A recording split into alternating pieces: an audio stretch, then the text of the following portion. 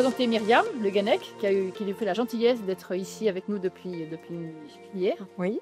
Voilà. Myriam est donc une théologienne qui enseigne à l'Institut normand des sciences religieuses. Bravo. Ouais. Et qui est elle-même mariée. Elle va vous raconter un peu comment elle est devenue mère. Et qui est théologienne, je vous disais, spécialiste des questions éthiques. Mais pourquoi on a choisi ce thème-là? Parce que moi-même, j'anime des sessions pour célibataires depuis 25 ans. Et je me suis rendu compte que depuis 4-5 ans, c'est assez nouveau, pas mal de femmes, autour de 36, 37, 38 ans, arrivent avec cette question d'une PMA. Maintenant, c'est possible pour toutes les femmes, on va en parler. Ou éventuellement d'une question autour de la congélation d'ovocytes. Et je me suis dit, il y a des vraies questions qui sont posées. Il n'y a pas tellement d'espace pour parler de ça. En famille, on ne peut pas tellement en parler, c'est compliqué. Avec des amis, bon, ils ne sont pas concernés. Et donc, je me suis dit, voilà, c'est un espace où il faut qu'on réfléchisse à ça. Et puis, des questions aussi avec des hommes. Il y a pas mal d'hommes aussi dans le petit atelier. On est content parce que tout à l'heure, il y en a pas mal aussi. Donc, c'est vraiment intéressant d'entendre la question du désir d'enfant du côté masculin. Voilà. Donc, merci encore à vous d'être là. Merci à Myriam. Et puis, donc, on va y aller. Bien, merci d'être là. Comme je le disais tout à l'heure, j'ai tout de suite plongé dans cette atmosphère de joie que j'ai ressentie. Je sais bien que chacun porte ses manques et ses souffrances, mais il n'empêche que la joie, elle est là et j'ai tout de suite plongé. Donc, voilà. Je suis ici pour vous parler d'un sujet qui est grave, mais qui est aussi un sujet tellement naturel que ce désir d'enfant. Nous sommes tous concernés par ce désir d'enfant, bon et naturel. Moi, je me suis posé beaucoup de questions par rapport à ça. J'ai un parcours de vie par rapport aux enfants, à la conception de la famille. Bon, j'y reviendrai tout à l'heure parce que je voudrais rentrer dans le vif de mon sujet. Qui m'ont fait venir à la théologie justement et notamment à toutes ces questions éthiques. Donc nous sommes faits pour la vie, ça c'est une certitude, vous l'avez déjà entendu tout à l'heure, ce matin, nous sommes faits pour la vie, nous sommes faits pour donner la vie de multiples manières. Dans la Bible, la naissance d'un enfant est toujours le signe d'une bénédiction, d'une faveur accordée par Dieu. Et la preuve en est, je ne sais pas si vous l'avez remarqué dans l'Ancien Testament, mais les matriarches, Sarah, Rebecca, Rachel, elles sont stériles. Et elles expriment leur souffrance. Et elles luttent pour aller au-delà de leur stérilité. Pour la dépasser, elles vont pas hésiter à utiliser les moyens dont elles disposent à l'époque. L'épisode le plus connu est celui de Sarah qui demande à Abraham d'aller vers sa servante. Si celle-ci est enceinte, elle accouchera sur les genoux de sa maîtresse et ainsi l'enfant deviendra l'enfant de Sarah. C'est ce qui va se passer en Genèse 16, sauf que cela ne va rendre personne heureux. Vous avez aussi en Genèse 30 un épisode savoureux où Rachel, la femme de Jacob, très envieuse de sa sœur qui a plusieurs enfants dont des garçons, cherche à récupérer des plantes qui sont des vertus aphrodisiaques, qui favorisent la fertilité. Et pour cela, elle fait un troc avec sa sœur concernant Jacob, qui est leur mari commun. On n'aura pas le résultat escompté, si ce n'est que l'on se demande tout au long de ce passage, qu'est-ce que c'est que ce couple à trois ? En tout cas, ce que je veux dire par là, c'est que ces histoires, elles sont profondément humaines et que ces questions, elles habitent les cœurs depuis les origines des temps. Il est donc bon et naturel de porter en soi un désir d'enfant. Pourtant, les parcours de vie étant ce qu'ils sont, il arrive que ce désir ne se concrétise pas. Alors que faire ? La société propose aujourd'hui tout un panel technique et médical avec son lot de réussites et de désillusions. La loi s'adapte aux progrès techniques de la médecine. Elle n'a cessé d'évoluer ces dernières années jusqu'à cette loi de 2021 qui ouvre la PMA à toutes les femmes. Pour autant, tout est-il bon ? Qu'en est-il sur le plan éthique ? Tout ce qui est techniquement et légalement possible est-il recevable du point de vue éthique ? Que dit l'Église sur ces questions ? Et pourquoi le dit-elle ? Alors, dans un premier temps, je vais redire rapidement ce que propose la médecine et ce que permet la loi civile française. Dans un deuxième temps, je vais donner quelques repères du discours de l'Église en m'appuyant sur un texte du comité éthique de la Conférence des évêques de France qui s'appelle « La dignité de la procréation », qui a été écrit sous la direction de Monseigneur Dornelas en 2018. Puis, dans une troisième partie, je vais ressaisir la question de cet atelier. Pour moi, personnellement, le désir d'enfant jusqu'où? Donc, les différentes techniques, on entend par procréation médicalement assistée l'ensemble des pratiques qui visent à la conception d'un enfant sans l'union sexuelle de l'homme et de la femme. Comme son nom l'indique, la PMA poursuit un objectif thérapeutique. Je cite le Code de la santé. L'assistance médicale à la procréation a pour objet de remédier à l'infertilité d'un couple ou d'éviter la transmission à l'enfant ou à un membre du couple d'une maladie d'une particulière gravité. Le caractère pathologique de l'infertilité doit être médicalement diagnostiqué. Ça, c'est ce que dit le Code de la santé publique. Vous voyez qu'ici, nous sommes dans une définition qui est clairement médicale. Parmi ces pratiques, il y a la fécondation in vitro, avec ou sans donneur de gamètes, et l'insémination artificielle, avec ou sans donneur de sperme. Ces techniques de procréation ne sont pas sans poser un certain nombre de questions éthiques. L'une d'elles est que dans la plupart des fécondations in vitro, plusieurs embryons humains sont conçus, mais ils ne sont pas tous réimplantés dans l'utérus de la femme. Le plus souvent, ils sont congelés dans l'attente d'être détruits. Il arrive aussi qu'une fois plusieurs embryons réimplantés, il faille réaliser ce qu'on appelle une réduction embryonnaire pour laisser la place à un seul. Sur quels critères se base-t-on pour réaliser ce choix? Quelle identité donne-t-on à l'embryon?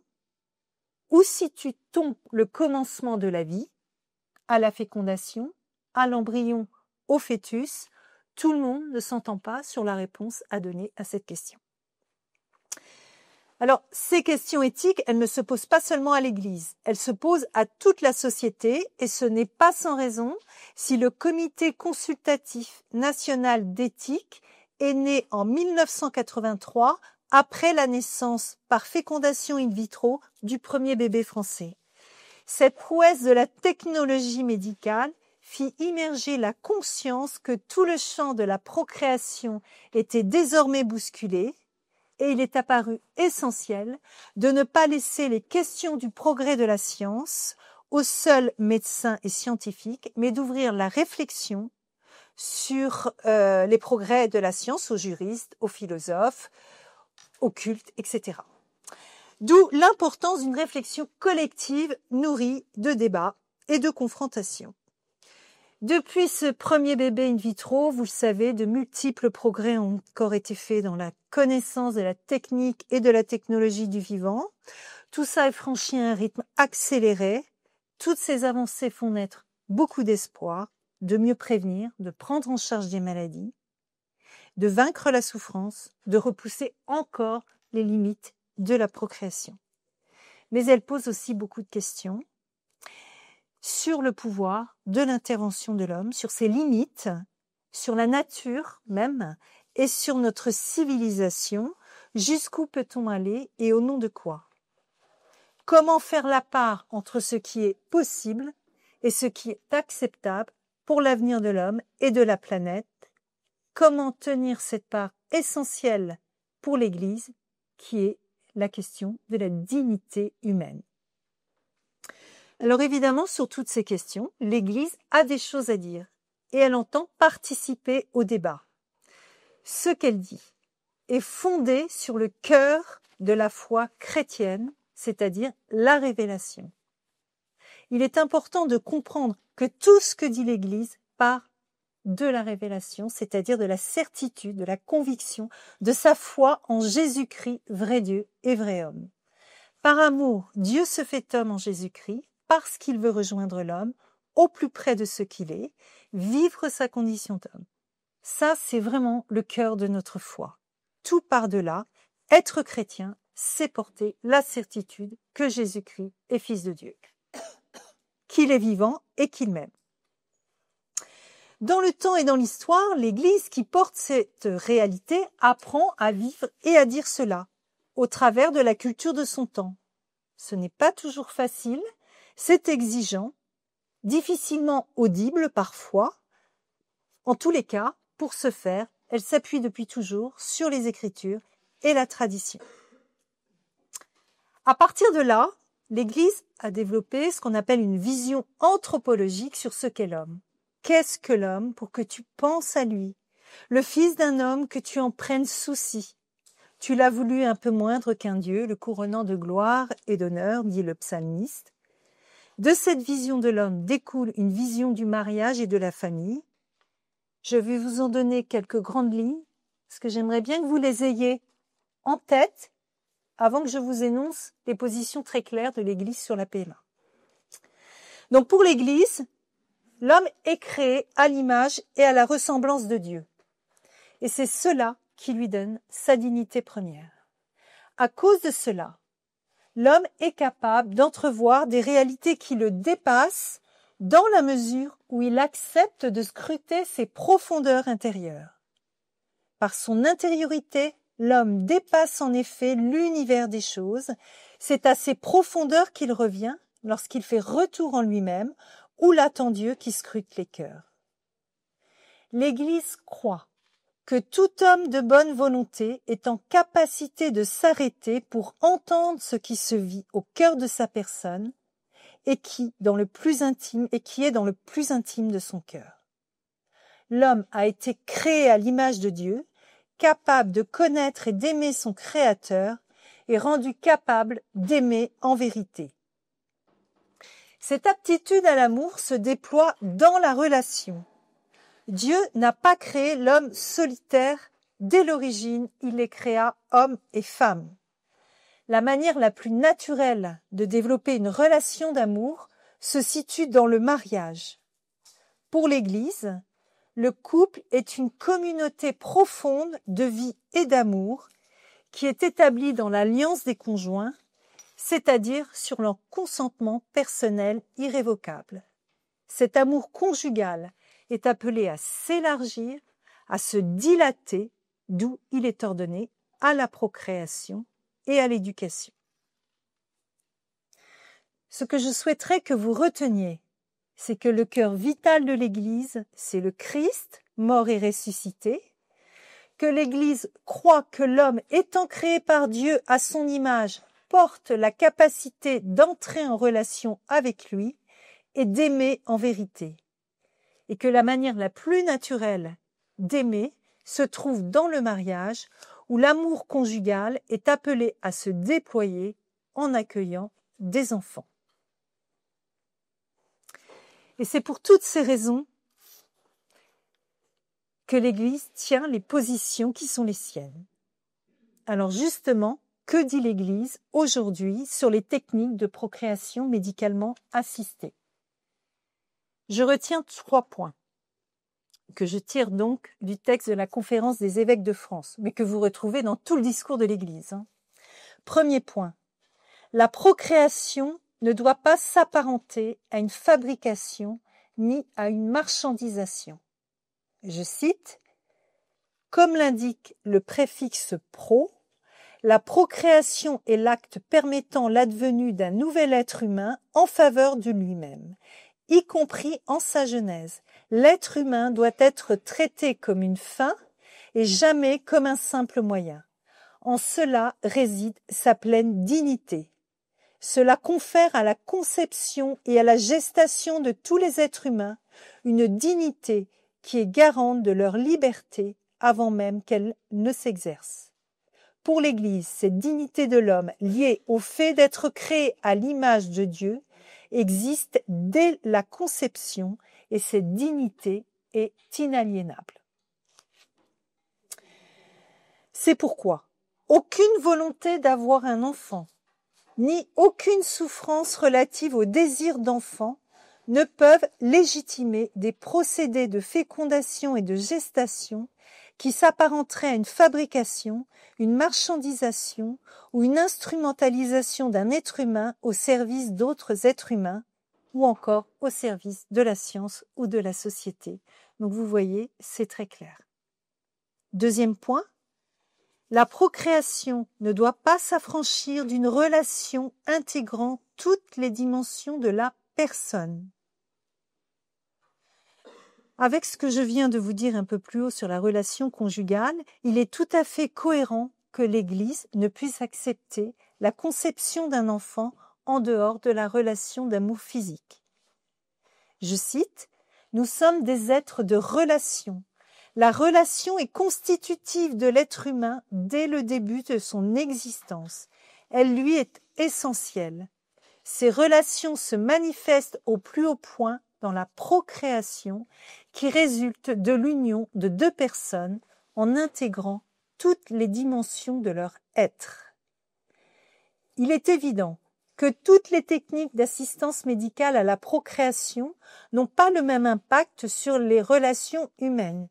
Bien sûr que ce n'est pas la même chose de penser une PMA avec les gamètes de la mère et du père que de penser une PMA avec les cellules d'un donneur anonyme. Cependant, comment la relation d'amour respecterait-elle pleinement la dignité de la procréation humaine si celle-ci n'impliquait plus les personnes dans l'ensemble de leurs dimensions physiques, psychiques, etc.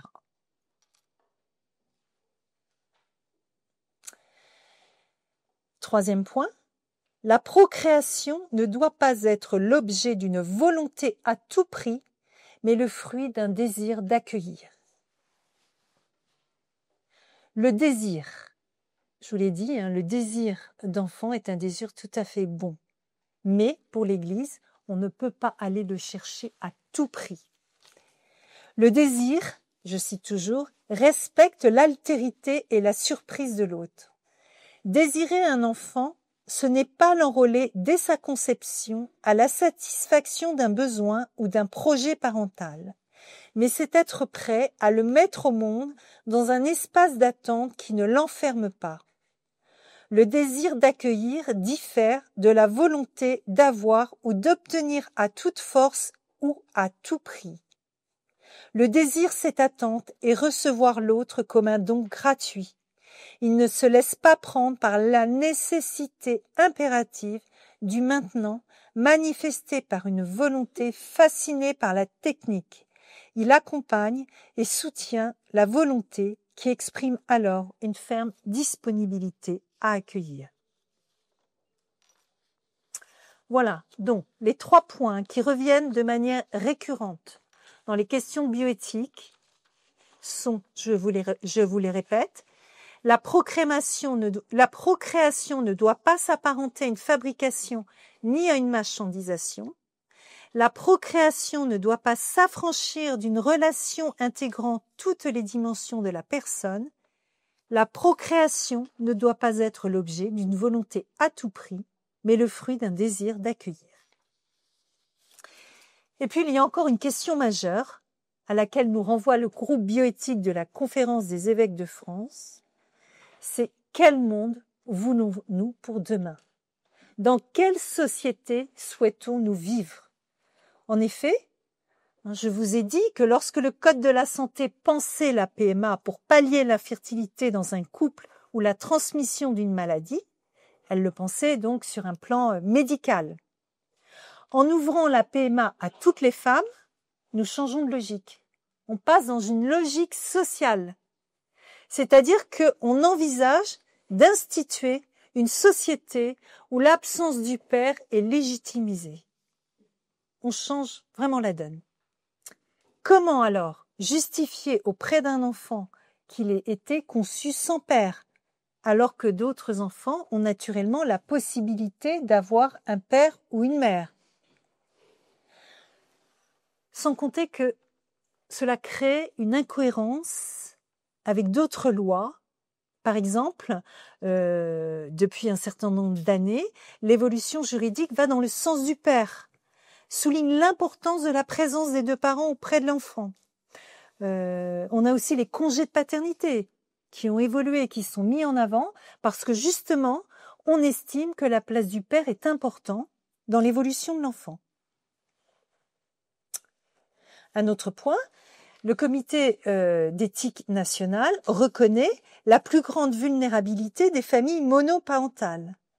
Alors, comment justifier que l'on donne légalement aux femmes seules la possibilité de former des familles monoparentales et donc d'augmenter le nombre de familles vulnérables? Sans parler du fait de porter seule l'éducation d'un enfant. Voilà. Si je vous cite tout cela, c'est pas pour porter des jugements. Je réfléchis. Je constate qu'il y a parfois des paradoxes dans les lois qui sont proposées. D'un côté, on dit qu'on est prête à prévoir, à penser une société sans père, et de l'autre, on fait des lois pour renforcer la place du père auprès de l'enfant. Pour conclure de cette partie, donc, voilà, je voulais vous mettre en évidence ce que j'entends un peu comme un paradoxe.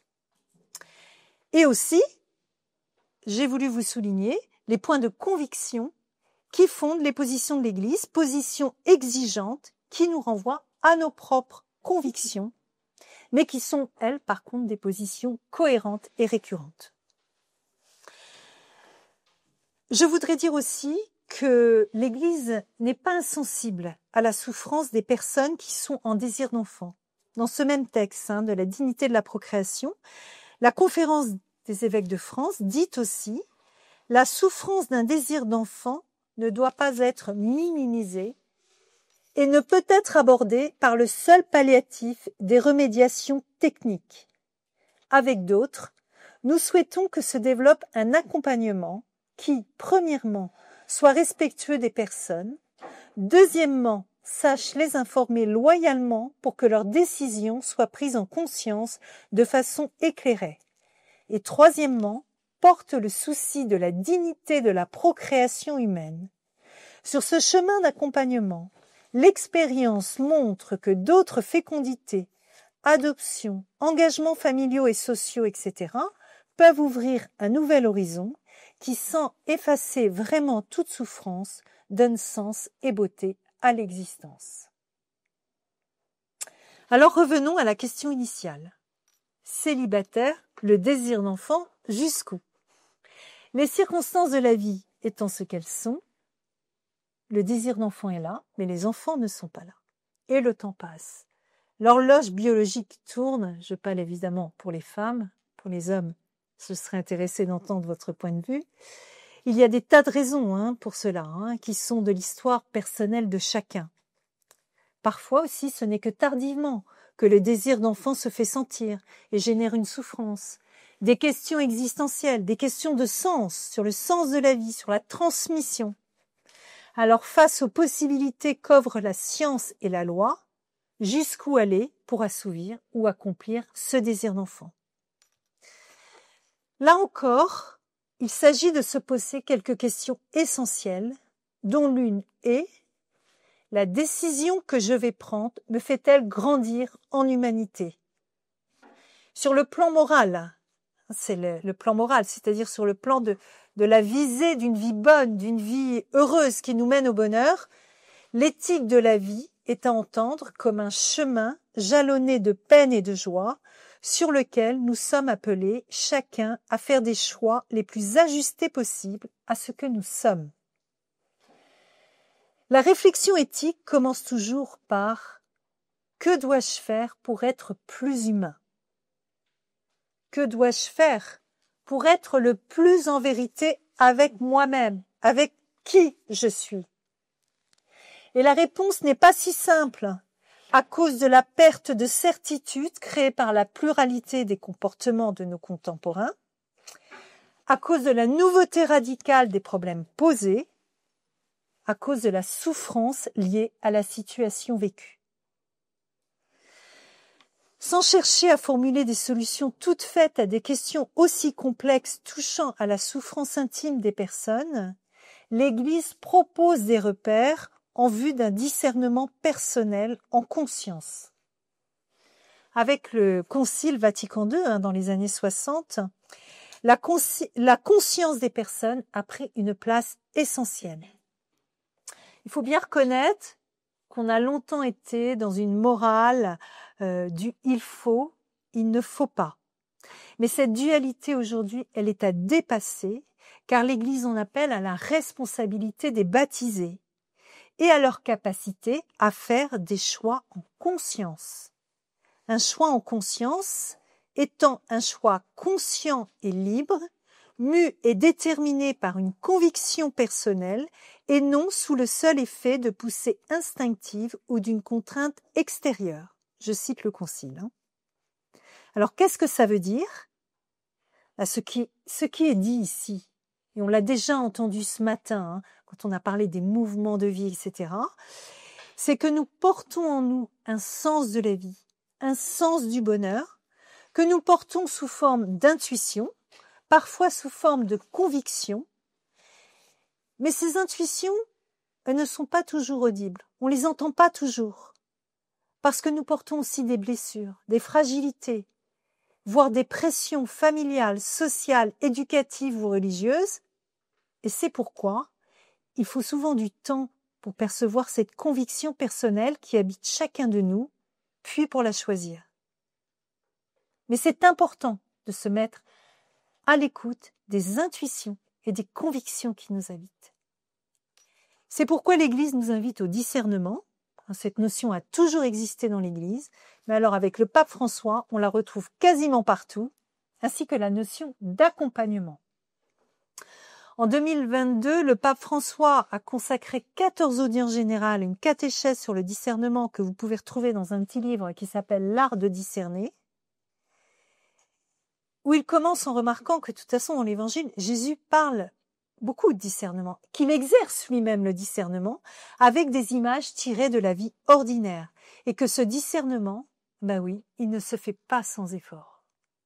Je le cite, « Selon la Bible, nous ne sommes pas face à la vie que nous devons vivre déjà prête à l'emploi.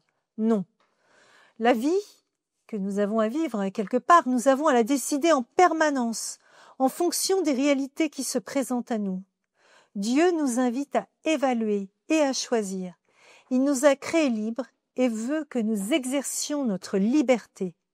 Pour cette raison, le discernement est exigeant. Comment discerner ? Ce projet de désir d'enfant, même s'il est bon en lui-même, comment je vais m'en saisir ? Puisqu'il est soumis aux imprévus de ma vie.